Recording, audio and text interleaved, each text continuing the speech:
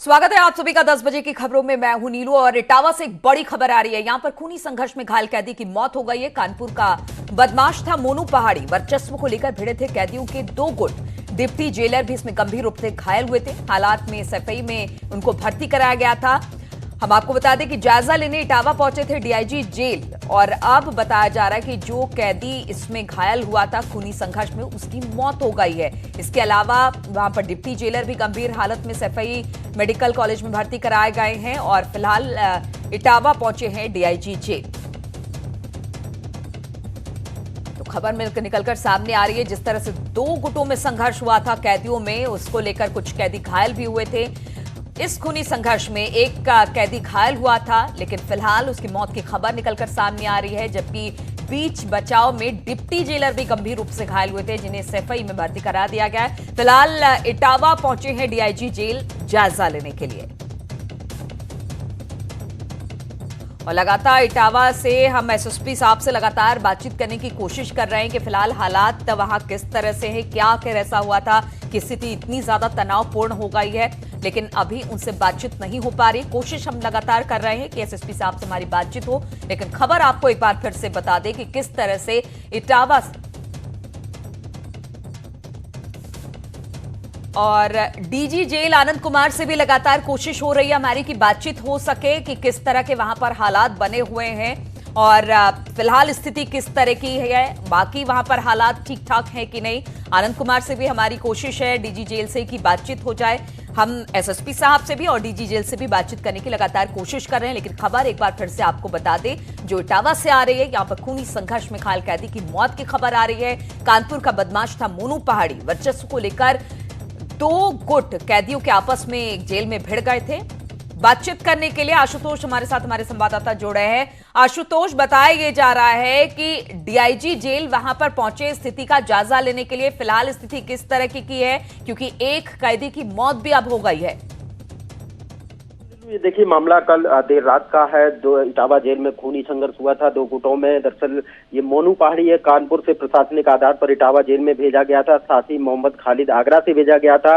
इन दोनों ने गुट बना लिया और जेल में ये वर्चस्व बनाना चाहते थे। यही वजह रही कि जो जेल में एक पक्का कैदी था उससे झगड़ा हो गया। उसके बाद इन्होंने करीब 15-20 कैदियों ने मिलकर उसके साथ मारपीट कर दी। जब जेल के कर्मचारी अधिकारियों ने बचाने का प्रयास किया तो उनके साथ भी मारपीट की गई। इस बात की सूचना जब प्रशासन को हुई तो तमाम थानों का फोर्स जेल के अंदर पहुंचा है। हालांकि मोनू पहाड़ी की तो जेल के अंदर ही मौत हो गई है और जो डिप्टी जेलर है उनकी हालत नाजुक बनी हुई है। उनको एसएफआई मेडिकल कॉलेज में एडमिट कराया गया है। जेल के तमाम वरिष्ठ अधिकारी अभी जिला कारागार में पहुंचे हुए हैं, जिसमें डीआईजी जेल पहुंचे हुए हैं। उसके अलावा डीएम, एसएसपी, तमाम आला अधिकारी जेल के अंदर दाखिल हो चुके हैं और जानने की कोशिश कर रहे हैं कि आखिरकार इतना बड़ा हादसा हो कैसे गया। तो सबसे बड़ी जो लापरवाही है वो जेल अधीक्षक और जेलर की भी निकल के आ रही है कि इन्होंने समय रहते और जो जिले के अधिकारी हैं उनको सूचना नहीं दी। अगर समय रहते सूचना दी गई होती तो निश्चित रूप से बिल्कुल आशुतोष, तो कहा जा सकता है कि समय रहते अगर सूचना दी जाती तो शायद इस तरह की नौबत ही नहीं आती। बहुत बहुत शुक्रिया आपका तमाम जानकारी देने के लिए।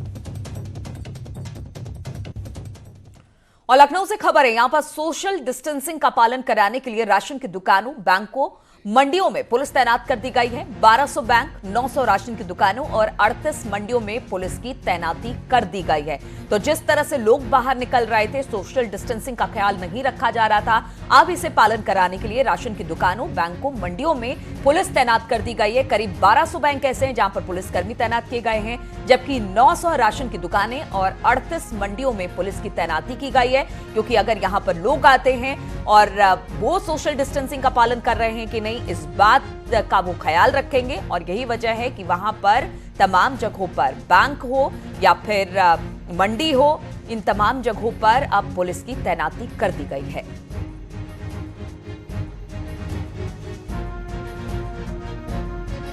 लगातार लोगों से अपील की जा रही थी कि अगर वो घर से बाहर निकलते हैं तो चाहे वो मंडी हो, दुकान हो, बैंक हो, वहां पर थोड़ा सा आप डिस्टेंस बना के चलिए। कामकाज के लिए निकलिए लेकिन दूरी बनाए रखिए, उचित दूरी। लेकिन इसके बावजूद जब लोग नहीं सुन रहे थे तो अब इस पर पुलिस बल की तैनाती इन सब जगहों पर हो गई है। ऋषभ मणि त्रिपाठी हमारे साथ जुड़ गए हैं। ऋषभ, लगातार सरकार की तरफ से कहा जा रहा था चाहे आप दुकान जाए, बैंक जाए, मंडी जाए, सोशल डिस्टेंसिंग का खास ख्याल रखें, वो देखने को नहीं मिल रहा था और यही वजह है कि अब पुलिस बल को तैनात कर दिया गया इन सब जगहों पर। जी देखिए, ये जिम्मेदारी भी अब पुलिस को दे दी गई है, क्योंकि राशन बांटने का ऐलान सरकार कर चुकी है, सबको राशन रिलीज कर दिया गया है, बैंकों में सबके लिए पैसा रिलीज कर दिया है। तो जाहिर सी बात है, अब इस समय में जो भी बेसहारा गरीब हैं, मजदूर हैं, वो बैंक में जरूर जाएंगे, राशन दुकानों पर जरूर जाएंगे, मंडियों में जरूर जाएंगे। तो वहां पर सोशल डिस्टेंसिंग का पालन करवाना बहुत जरूरी है। अब इसके लिए पुलिस को उतार दिया गया है। तो ये जो विजुअल न्यूज 18 चला रहा है, इसमें आप देख सकते हैं, ये राजधानी के हजरतगंज इलाके डालीबाग के ये विजुअल्स हैं, जहां पर पुलिस खुद खड़ी है सुबह से। जैसे ही राशन दुकान खुलेगी तो वहां पर पुलिस रहेगी, जितने लोग वहां आएंगे उसको सोशल डिस्टेंसिंग का पालन करवाया जाएगा। जो राशन कोटेदार है उसके पास भी कहा गया है कि वो अपने पास सैनिटाइजर रखेगा, और जो लोग भी ई पॉज मशीन, जो उनका इलेक्ट्रॉनिक पॉइंट ऑफ सेल की जो मशीन है, ई पॉज मशीन है, उसमें जो भी उंगली लगाएगा उससे पहले उसका हाथ सैनिटाइज होगा, राशन जो लेगा उसका हाथ सैनिटाइज किया जाएगा।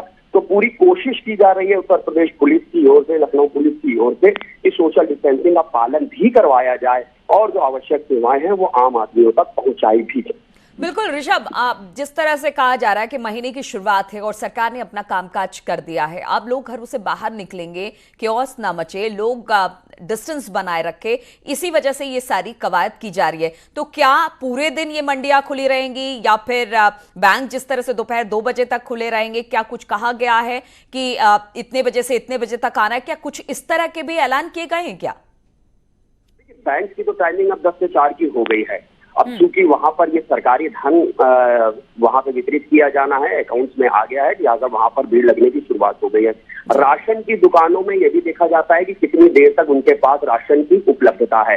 तो कई जगह राशन कोटेदारों ने अपने सिस्टम खुद ही बना लिए हैं कि आज हम 200 लोगों को देंगे, आज हम 300 लोगों को देंगे, उतने लोगों को ही आज हम राशन दे सकते हैं, जिसकी वजह से कहीं कोई केओस क्रिएट ना हो। और केओस क्रिएट ना हो इसके लिए पुलिस भी वहां पर तैनात है। तो अब लखनऊ में ही सिर्फ 1200 ब्रांच हैं बैंक की और 900 राशन कोटेदार हैं, 38 बड़ी मंडियां हैं। तो पुलिस के लिए भी चैलेंज है और ये जो बैंक और जो कोटेदार हैं उनके लिए भी बिल्कुल एक चैलेंज है, प्रशासन के लिए भी, बैंकों के लिए, दुकानों, मंडियों के लिए भी, क्योंकि लोग अब निकलकर बाहर आ रहे हैं और चाहे वो राशन ले रहे हैं या बैंकों से अपने पैसे निकाल रहे हैं, और पुलिस को यही सुनिश्चित कराना है कि इस दौरान तमाम नियमों का पालन होता रहे। बहुत बहुत शुक्रिया आपका ऋषभ, तमाम जानकारी देने के लिए। और न्यूज 18 की खबर का असर हुआ, छत पर नमाज पढ़ने वालों पर एफआईआर दर्ज की है। भीड़ बनाकर छतों पर पढ़ी गई थी नमाज पढ़ने वालों का वीडियो सोशल मीडिया पर वायरल हुआ।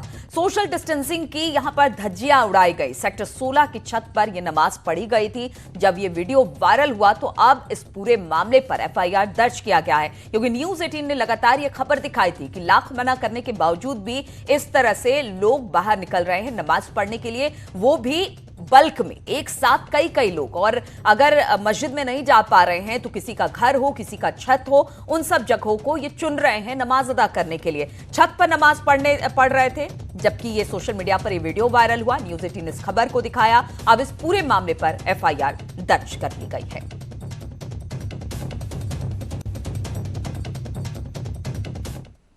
और सीएम योगी कोरोना संकट पर दिन रात नजर बनाए हुए हैं। वहीं कुछ अधिकारियों का हैरान करने वाला रवैया भी सामने आया। शाहजहांपुर के एसडीएम रमेश चंद्र की बदजुबानी का एक वीडियो वायरल हो रहा है। दरअसल एसडीएम साहब को फोन पर जानकारी दी गई कि दूर दराज इलाकों से लौटे मजदूरों की वजह से गांव के लोग डरे हुए हैं। उनकी मांग थी कि इनका चेकअप कराकर इन्हें क्वारंटाइन किया जाए। बस इसी मांग पर एसडीएम साहब गाली गलौज पर उतर आए। यह मामला शाहजहांपुर के कलान तहसील के भर्रामई गांव का बताया जा रहा है। फिलहाल एसडीएम के खिलाफ कार्रवाई नहीं हुई है अब तक। और बुलंदशहर में दिल्ली की तबलीगी जमात में शामिल होकर लौटे 16 विदेशी समेत 226 लोगों का पता चला है। ये जमाती अलग अलग मस्जिदों और घरों में छिपे हुए हैं। सभी 226 जमातियों को जिला प्रशासन ने क्वारंटाइन किया है। शिकारपुर के बुगरासी चंदियाना थाना इलाके में ये लोग रह रहे थे। एसएसपी के आदेश के बाद अब इनकी तलाश की जा रही थी।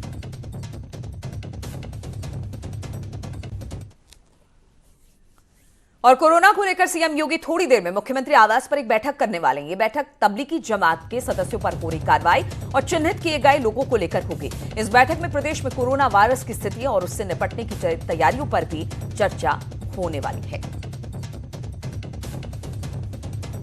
बताया जा रहा है कि इस मीटिंग में मुख्य सचिव के साथ अपर मुख्य सचिव गृह, डीजीपी, प्रमुख सचिव स्वास्थ्य, प्रमुख सचिव चिकित्सा शिक्षा समेत कई विभागों के अफसर भी शामिल होने वाले हैं।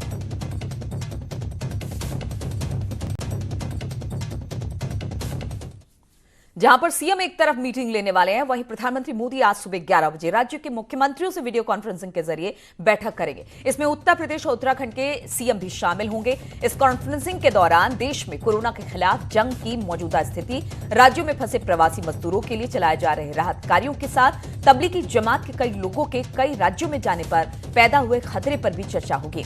आज होने वाली यह बैठक काफी अहम मानी जा रही है। बैठक में राज्यों के मुख्यमंत्री पिछले एक हफ्ते के लॉकडाउन के अपने अनुभव और सामने आ रही परेशानियों का भी पीएम के साथ साझा करेंगे।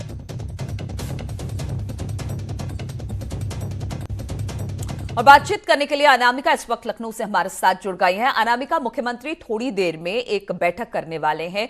बैठक में कहा यह जा रहा है कि वो तबलीगी जमात हो, जो जहां तहां छिपे हुए हैं आप भी लोग, उनको निकालने की बात हो, और कोरोना को लेकर किस तरह से कामकाज हो रहा है उस पर भी मंथन होगा। कौन कौन इसमें शामिल होने वाले हैं और कितने बजे से इसकी शुरुआत हो जाएगी? देखिए नीलू, एक एक करके अधिकारी अंदर जा रहे हैं और अब ये माना जा रहा है कि कुछ ही देर में ये जो बैठक है ये शुरू हो जाएगी और कई महत्वपूर्ण बिंदु है जिस पर चर्चा होनी है। लेकिन उससे पहले बता दूं कि कौन कौन इस बैठक में शामिल है। जो हर सुबह होती है बैठक टीम 11 की, जिसमें मुख्य सचिव, डीजीपी, अपर मुख्य सचिव, प्रमुख सचिव स्वास्थ्य से लेकर तमाम जो अधिकारी जो लगातार समीक्षा कर रहे हैं कोरोना मामले को लेकर के, वो इस बैठक में लगभग शामिल हो चुके हैं और ये माना जा रहा है कि कुछ ही देर में बैठक शुरू हो जाएगी। सबसे महत्वपूर्ण ये है कि जिस तरीके से कोरोना को लेकर के बैठकें चल रही हैं, उसके साथ साथ कल से जो फ्री राशन वितरण कार्यक्रम शुरू हुआ है, कल रात तक 2 करोड़ लोग ऐसे हैं जिनके घरों में राशन पहुंचाया गया है और जो लोग बूथ पर आए वो भी ले गए, जो नहीं आ पाए उनके घर जाके पहुंचाया गया है। तो मुफ्त राशन वितरण की समीक्षा भी की जा रही है। साथ ही साथ इस बैठक के बाद प्रधानमंत्री जुड़ने वाले मुख्यमंत्री के साथ वीडियो कॉन्फ्रेंसिंग के जरिए। तो पिछले एक हफ्ते में क्या रहा है कोरोना को लेकर के और आगे आने वाले जो दिन है, 13 दिन अभी और है जहां पे लॉकडाउन रहने वाला है, तो आने वाले 13 दिनों के लिए सरकार की क्या तैयारियां हैं। और सबसे महत्वपूर्ण बात, जिस तरीके से मजदूरों के पलायन को लेकर के प्रधानमंत्री चिंतित थे, उन्होंने ट्वीट भी किया था, मुख्यमंत्री योगी आदित्यनाथ भी जाकर के समीक्षा कर रहे थे, उन्होंने स्पॉट विजिट भी किया था कि आखिर मजदूर पलायन क्यों कर रहे हैं और कहां जा रहे हैं, उनको क्वारंटाइन कैसे किया जाए, कैसे उनके पास खाने पीने की चीजें उपलब्ध करवाई जाए। तो बहुत सारे ऐसे मुद्दे हैं जो मुख्यमंत्री अपनी तैयारियों की जो रिपोर्ट होगी वो प्रधानमंत्री मोदी के सामने रखेंगे। इसके अलावा तबलीगी जमात जो एक नए इशू के रूप में, जो एक बड़े प्रकोप के रूप में सामने आया है, जिसमें उत्तर प्रदेश के करीब 156 लोग ऐसे हैं जो अलग अलग जिलों से थे और गए थे दिल्ली के जलसे में शामिल होने के लिए।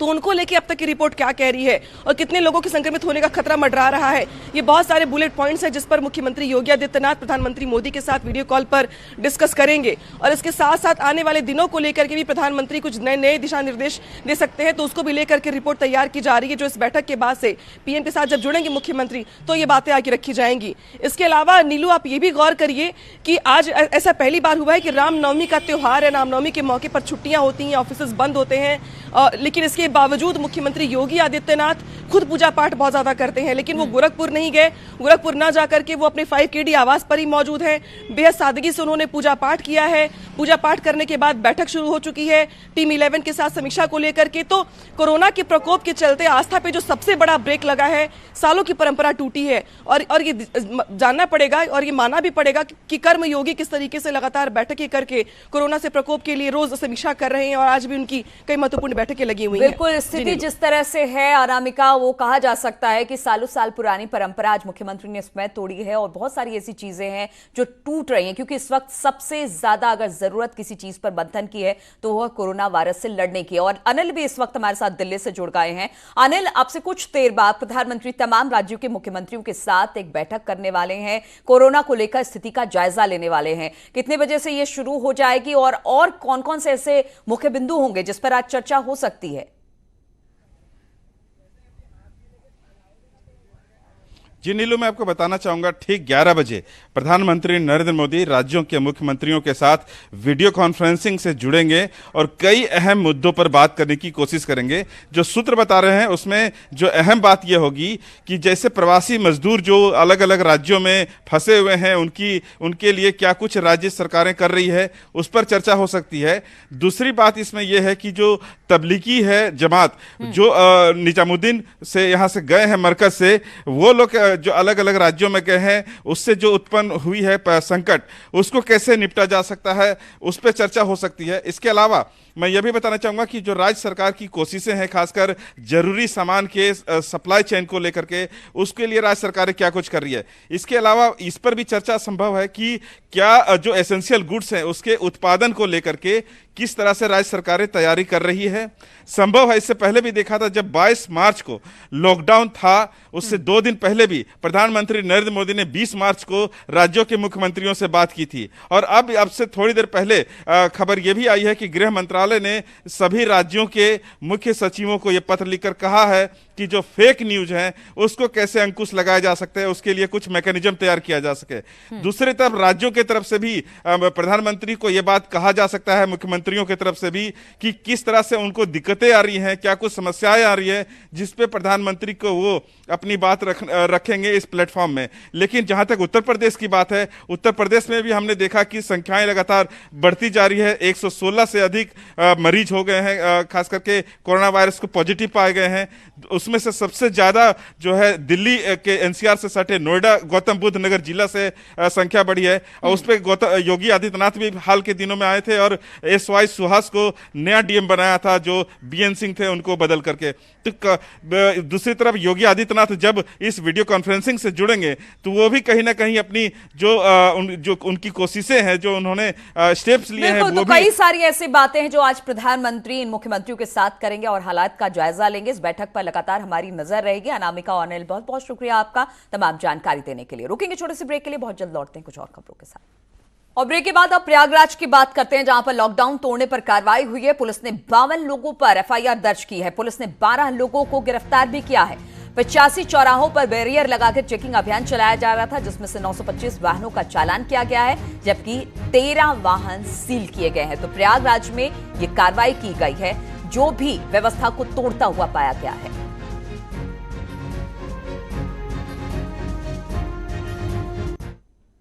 और लॉकडाउन को सफल बनाने के लिए प्रशासन पूरी तैयारी में है। दिल्ली से उत्तर प्रदेश जाने वाले सभी रास्तों को नाकेबंदी कर दी गई है और सभी आने जाने वाले लोगों पर नजर भी रखी जा रही है। नोएडा में जायजा लिया हमारे संवाददाता राजीव तिवारी ने।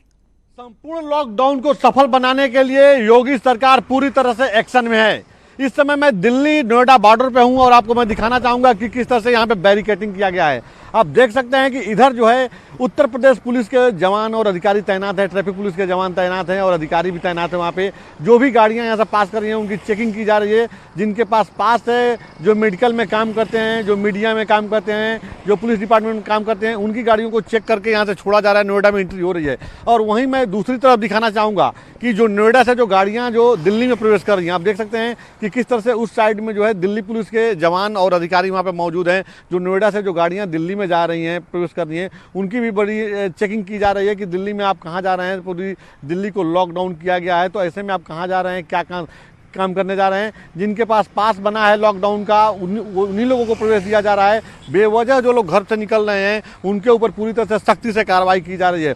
अगर देखा जाए तो लॉकडाउन को सफल बनाने के लिए लगातार प्रधानमंत्री अपील कर रहे हैं, मुख्यमंत्री अपील कर रहे हैं और दिल्ली के मुख्यमंत्री भी अपील कर रहे हैं। सबसे बड़ी चिंता की बात है कि निजामुद्दीन के मरकज में जो जमात इकट्ठा हुआ था, उसके बाद जो मामला सामने आया है, उसके बाद उत्तर प्रदेश के जितने भी बॉर्डर हैं उनकी पूरी नाकेबंदी कर दी गई है और जबरदस्त चेकिंग चल रही है। बिना चेकिंग के एक भी गाड़ियों को नहीं छोड़ी जा रही है। और जिसके ऊपर संदेह है कि ये मरकज में हो करके या उससे संक्रमण प्रभावित हो सकते हैं, उनको तत्काल रोका जा रहा है, उनको आइसोलेट किया जा रहा है, उनको आइसोलेशन सेंटर भेजा जा रहा है। तो ऐसे में पुलिस प्रशासन पूरी तरह से मुस्तैदी से यहाँ पे खड़ी है और किसी प्रकार की जो है किसी को छूट नहीं दी जा रही, कहा जा सकता है। अगर देखा जाए तो गौतम बुद्ध नगर में जो है सबसे अधिक मरीजों की संख्या बढ़ रही है। नोएडा में सबसे अधिक मरीजों की संख्या बढ़ रही है, जिसको लेकर उत्तर प्रदेश काफी चिंतित है। और यही वजह है कि उत्तर प्रदेश में जो है पूरी तरह से यहाँ पे जो है नोएडा की नाकेबंदी कर दी गई है।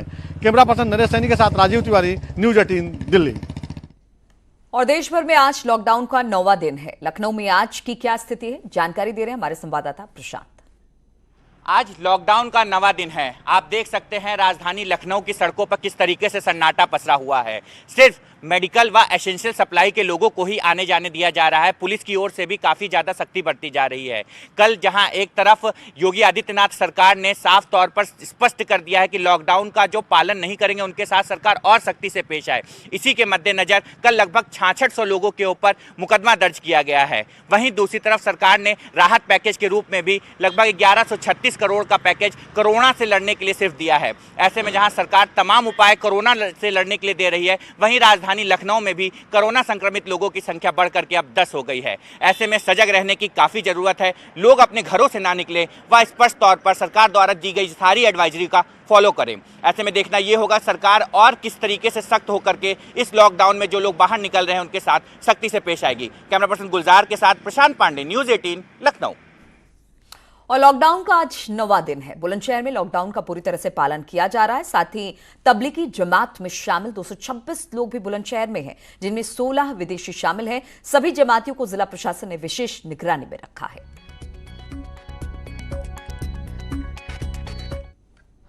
देश में लॉकडाउन का आज 9वां दिन है। अगर बात करें बुलंदशहर जिले की, तो बुलंदशहर जिले में पूरी तरह से लॉकडाउन का पालन हो रहा है। घर से वही लोग ज्यादातर निकल रहे हैं जिन्हें बेहद जरूरत है अस्पताल या मेडिकल स्टोर से दवा लानी है, क्योंकि खुद जिलाधिकारी और एसएसपी सड़कों पर उतरे हैं, लोगों से लगातार अपील कर रहे हैं लाउडस्पीकर के माध्यम से कि अधिक से अधिक घर में ही रहें, कोई विशेष काम हो तभी घर से बाहर निकलें। और जो दिल्ली तबलीगी इज्तिमा से 226 लोग बुलंदशहर जिले में आए हुए हैं अलग अलग स्थानों पर, उन पर विशेष निगरानी रखी जा रही है, क्योंकि वो दिल्ली निजामुद्दीन तबलीगी जमात में शामिल हुए थे, जिसके चलते जिलाधिकारी ने उनको आइसोलेट किया है और उन पर विशेष निगरानी रखी जा रही है, क्योंकि उनमें से 16 विदेशी भी हैं। बांग्लादेश और फिलिस्तीन, नेपाल से आए हुए ये जमाती हैं जिन पर विशेष निगरानी रखी जा रही है। आज नवरात्रि का 9वां दिन है। आज मां चंडी की पूजा की जाती है। लोग घर में ही रहकर पूजा कर रहे हैं और मंदिरों में पूरी तरह से सन्नाटा छाया पड़ा है। लोग लॉकडाउन का पूरी तरह से पालन कर रहे हैं। कैमरामैन नौशाद के साथ अली शरर, न्यूज़ 18 बुलंदशहर। और हमारे तमाम संवाददाता इस वक्त हमारे साथ जुड़ गए हैं। उपेंद्र हैं हमारे साथ, रामगोपाल हमारे साथ हैं और हमारे साथ और भी रिपोर्टर जुड़ेंगे, लेकिन अश्वनी है हमारे साथ इस वक्त। उपेंद्र के पास पहले चलेंगे। उपेंद्र, अगर बात की जाए वहां की, तो किस तरह की स्थिति है और क्या पूरी सख्ती के साथ लॉकडाउन का पालन किया जा रहा है? बिल्कुल बिल्कुल। इस वक्त की पहली बड़ी खबर बताऊं कि जो तबलीगी जमात पे लोग शामिल हुए थे, उनमें से 5 लोगों को पुलिस ने 2 थाना क्षेत्रों से रेस्क्यू करके बाहर निकाला है। वो घर में छुपे हुए थे। फिलहाल बाकी सभी लोग अभी जो है वाराणसी नहीं लौटे हैं और उनसे लगातार उनको लेकर छापेमारी की जा रही है। फिलहाल बात करें यहाँ पर किस तरीके से पुलिस अब सख्ती दिखा रही है लॉकडाउन को लेकर, लेकिन कुछ लोग अभी भी मानने को तैयार नहीं है। वो बेवजह निकल रहे हैं, जिसको लेकर पुलिस से उनका जो है झगड़ा भी हो रहा है। हम आपको बताएं कि यहाँ पर देखिए हम इस वक्त रथ यात्रा चौराहे पर खड़े हैं। इसको बनारस का मेन पॉइंट कहते हैं, क्योंकि यहीं से काशी विश्वनाथ मंदिर को रास्ता जाता है और यहीं से कैंट रेलवे स्टेशन और एयरपोर्ट को जाता है। तो यहाँ पर चेकिंग की जा रही है और काफी लोग लॉकडाउन के लेकर घर पर भी है, लेकिन कुछ लोग नहीं निकल रहे हैं, जिसको लेकर अब पुलिस सख्ती दिखा रही है, क्योंकि सख्ती ये जरूरी भी है। और इसी को लेकर और फिलहाल जो है यहाँ पर जो सुबह से कई लोगों के चालान भी हुए हैं और अब तक करीब 600 से ज्यादा लोग। बिल्कुल उपेंद्र, तो कहा जा सकता है पुलिस की सख्ती और सख्ती ये आपके और हमारे लिए ही है। अश्वनी हमारे साथ है। अश्वनी, वहां पर लॉकडाउन का आज 9वां दिन है, क्या कुछ देख पा रहे हैं? लॉकडाउन का पूरी तरह से पालन हो रहा है, चूंकि आज रामनवमी भी है, क्या इसको लेकर लोग घरों में ही है, बाहर तो नहीं निकल रहे? बिल्कुल, लॉकडाउन का आज 9वां दिन है। पिछले जो 8 दिन बीते हैं लॉकडाउन के पूरी तरह से सफल और कामयाब कहा जाएगा। इसके अलावा आज जो सड़कों पर सन्नाटा है लगभग दिखाई दे रहा है। जिनको बहुत जरूरी है, जिनको बहुत ज्यादा जरूरी चीजें खरीदनी है, फिलहाल वही लोग निकल रहे हैं। इसके अलावा जो सख्ती है पुलिस की, वो सुबह से ही हर चौराहों पर नाकेबंदी कर दी गई है, बैरियर लगा दिए गए हैं। हर आने जाने वाले से पुलिस पूरी तरह पूछताछ कर रही है। एक बात बड़ी सामने आई है, कल मेडिकल कॉलेज के डॉक्टर की पत्नी को कोरोना पॉजिटिव पाया गया था इंदौर में। तो थोड़ा सा आज का जो दिन है वो झांसी के लिए भारी पड़ेगा, क्योंकि जिस तरीके से उसकी रिपोर्ट आनी है आज डॉक्टर की, वो डॉक्टर फिलहाल मेडिकल कॉलेज में ही तैनात है। उसकी रिपोर्ट का हर कोई बेसब्री से इंतजार कर रहा है और हर कोई यही प्रार्थना कर रहा है ऊपर वाले ईश्वर से कि उसकी बिल्कुल अश्वनी, जब भी कोई इस तरह का मामला शहर में आता है तो जरूर चिंता की बात हो जाती है। रामगोपाल भी हमारे साथ जुड़े हुए हैं। रामगोपाल, कोई नया मरीज कोरोना को लेकर और लॉकडाउन का किस तरह से आज 9वें दिन भी पालन किया जा रहा है?